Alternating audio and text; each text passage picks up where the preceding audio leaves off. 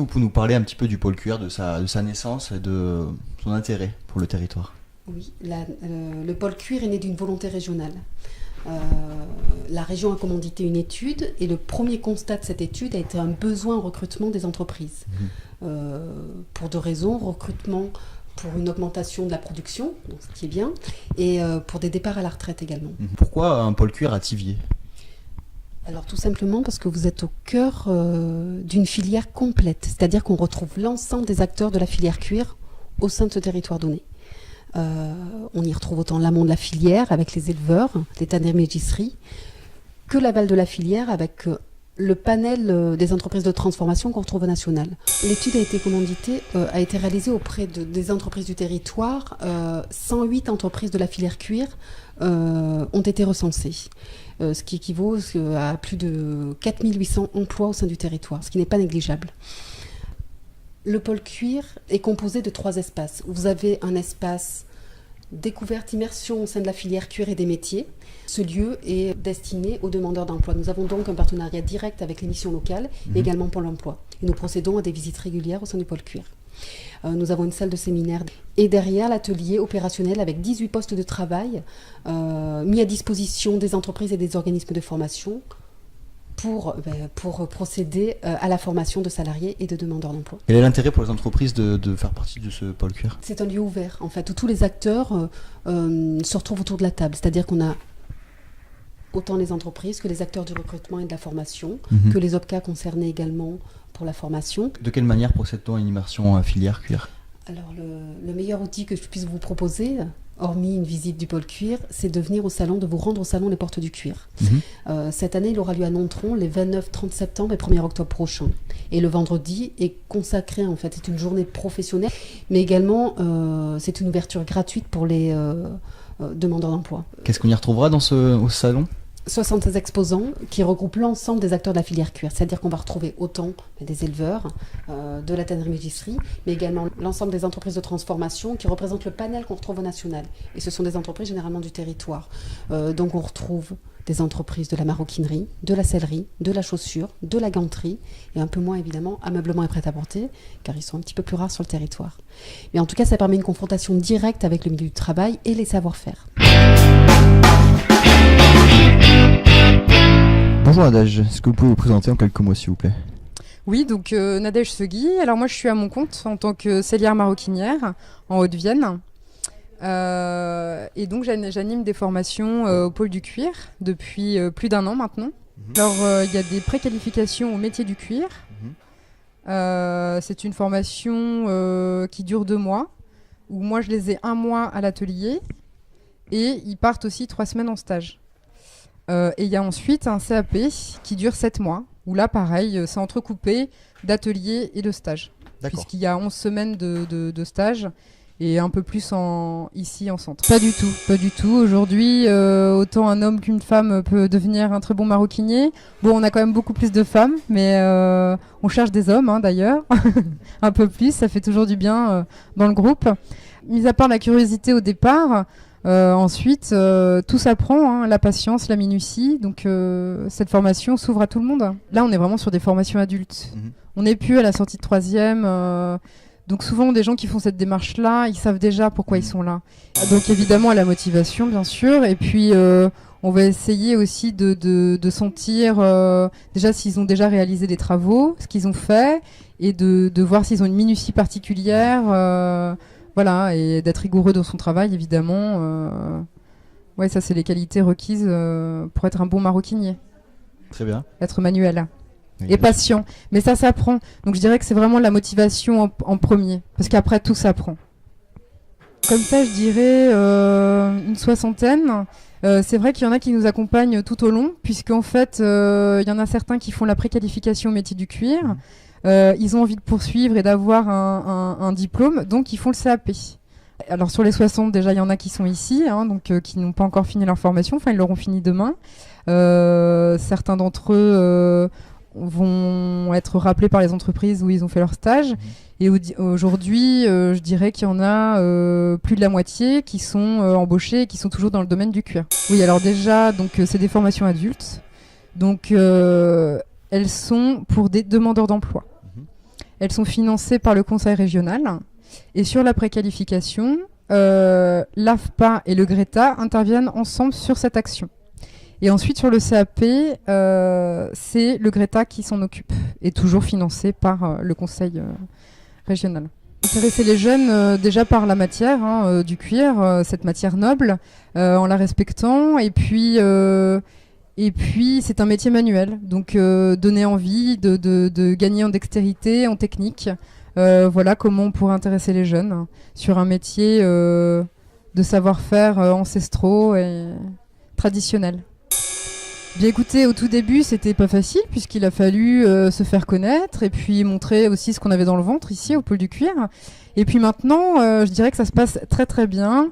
On a des entreprises qui viennent directement en début de formation rencontrer les stagiaires, leur présenter ce qu'ils font en entreprise.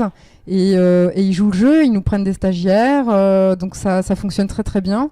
Et aujourd'hui, c'est vrai que je visite des entreprises et je vois des anciens de la préqualification et même ceux qui ont fait des CAP qui sont aujourd'hui embauchés. Donc c'est extraordinaire. Enfin voilà, on sait pourquoi on fait ce métier. Bonjour, je m'appelle Aude Cassandre, j'ai 20 ans, j'habite à Thiviers. Bonjour, moi c'est Méla Amandine, j'ai 24 ans et j'habite à Saint-Pardoux-la-Rivière. Est-ce que vous pouvez nous expliquer comment vous avez eu connaissance de cette formation en cuir? Moi je l'ai connue grâce à la mission locale de Nontron. Et moi je l'ai connu grâce à un site Cap Métier Aquitaine. D'accord. Qu'est-ce qui vous a intéressé dans le travail du cuir? Eh bien moi j'ai fait choix car j'aime la couture. J'ai fait mes études dans le métier de la mode. Donc je travaillais avec du textile en général et je voulais avoir une autre connaissance du métier. Je me suis orientée vers la maroquinerie qui m'a tout autant intéressée. Et en ce qui me concerne, c'est surtout une question de matière. Je sais pas, j'adore le cuir, je trouve que c'est une très très belle matière. C'est vraiment beau à travailler et si on regarde bien, on se promène dans la rue. Enfin, il n'y a personne qui n'aura pas de... Enfin, sauf si vous êtes vegan, évidemment, mais sinon, vous aurez toujours quelqu'un qui aura quelque chose en cuir sur lui. C'est partout, voilà. Et c'est très sensuel, c'est génial comme matière. Voilà. C'était génial, c'était très enrichissant, j'ai beaucoup appris. Et ce qui m'emmène à vouloir faire le CAP par la suite. Je considère que c'est une expérience humaine géniale. Et même ça nous apprend des choses on n'aurait jamais pensé arriver à faire quelque chose comme ça à ce stade de la formation. Et c'est pour ça que moi aussi j'aimerais continuer dans le CAP. On se fait une image, mais quand on travaille, c'est différent forcément quand on ne connaît pas. Mais moi je connaissais un petit peu parce que mon copain travaille à Hermès, à la maroquinerie nontronnaise. Donc il m'en parle assez souvent vu que ça m'intéresse et du coup ça m'a donné envie de faire pareil. Moi j'ai regardé beaucoup de vidéos avant de démarrer la formation et honnêtement il y avait un énorme décalage parce que c'est comme chez beaucoup d'artisans de tous les métiers, c'est comme ça, chacun a sa propre manière de faire, donc ça change à chaque fois et c'est vraiment, il y a toujours de la recherche à faire, il y a toujours des choses à découvrir et c'est génial. Voilà. De se lancer, de pas avoir peur d'essayer. Parce qu'il y a la préqualif qui est faite justement pour découvrir le métier et si ça leur plaît, ils peuvent continuer. Donc voilà, n'ayez pas peur de faire ce que vous avez envie de faire, clairement. Et soyez curieux, j'ai envie de dire. Renseignez-vous. Donc on a appris à coudre à la machine, à faire la couture à la main, à faire la finition sellier, à couper du cuir, donc à faire des gabarits, à le reproduire, soit à le couper sur le cuir. Je crois que c'est bon.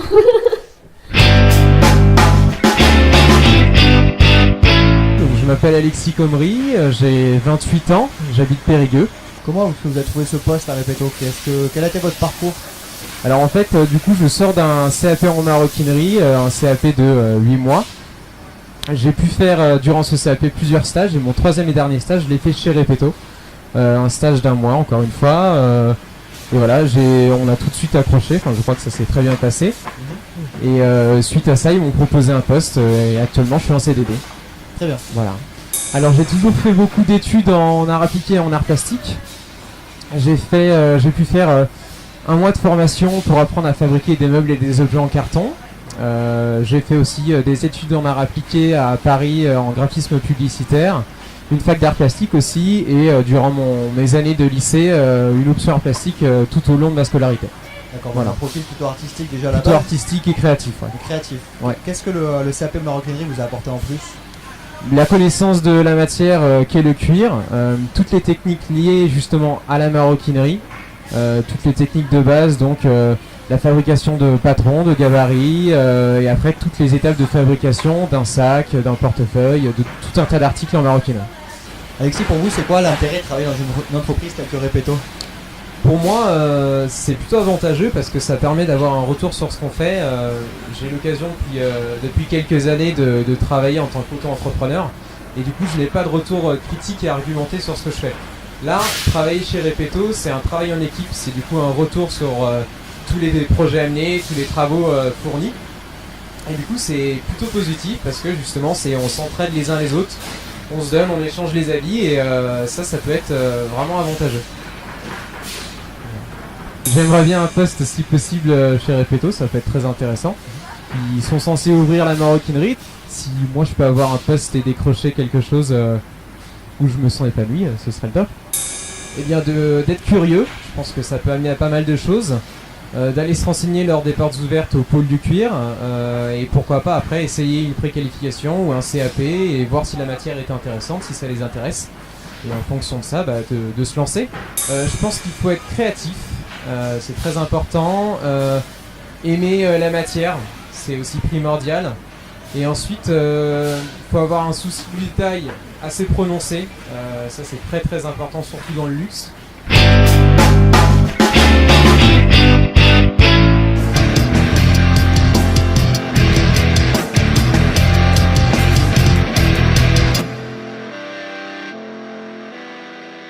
Bonjour Estelle, est-ce que tu peux te présenter en quelques mots? Oui, donc je suis Estelle Foscave.